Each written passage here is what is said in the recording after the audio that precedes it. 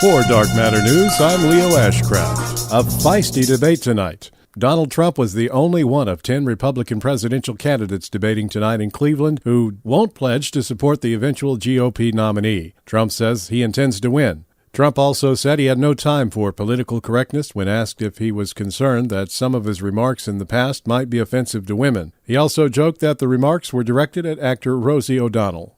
Unlike the feisty primetime debate between the top polling tier of the GOP candidates at a debate in Cleveland, the 7 other candidates considered at the bottom of the polls faced off before a largely empty arena.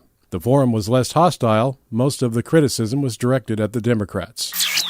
A man who claimed to be Tarzan has been arrested after he allegedly climbed a tree and tried to get into the monkey exhibit at a Southern California zoo. A zookeeper called 911 Tuesday morning to report that a shirtless man plastered in mud had climbed about 20 feet into a tree at the bird exhibit at the Santa Ana Zoo. He had left by the time the police arrived, but was taken into custody a short time later.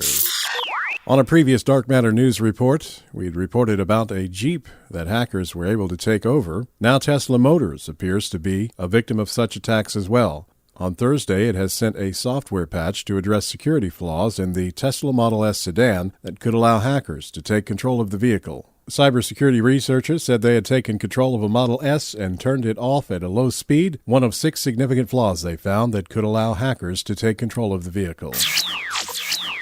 Hi. I'm J. Neil Schulman, a longtime listener of artbell.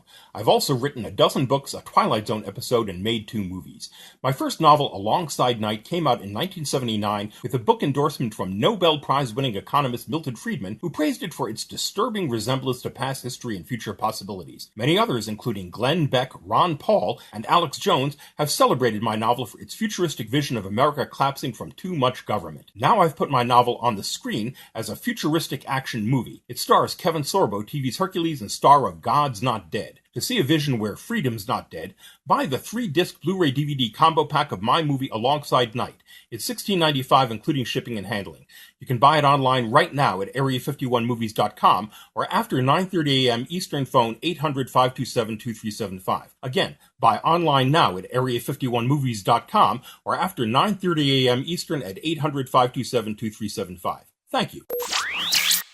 Art Bell had a special guest last night who believes that the earth is flat. And our roving reporter, John G., is out in the field with a special report for Dark Matter News. Hello, this is John G. with Dark Matter News. I am here on assignment waiting on aerospace engineer, Pulitzer Prize winner. He is an anonymous flatlander. We are trying to prove that the earth is flat. And we're waiting here today on assignment to talk to a airline pilot that goes by the handle Skip Trace. He is a confirmed flat planet believer.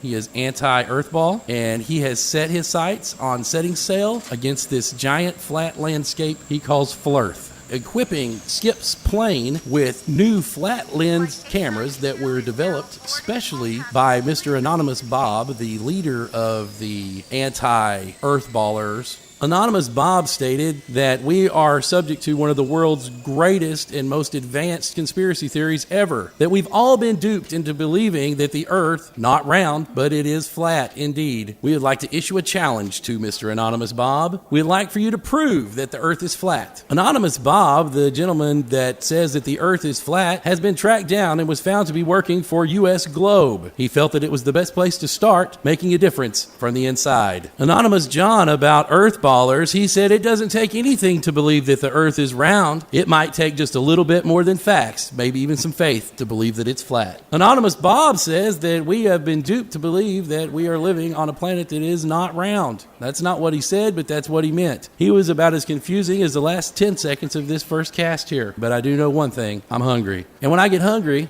I reach out for some flatbread. It seems that facts are not important, or physics, or even the basics of science, to prove that the earth is not round, but indeed flat, according to Anonymous John, a guest last night on Art Bell. But I'd like to ask him this one question. We don't need science. We don't need math.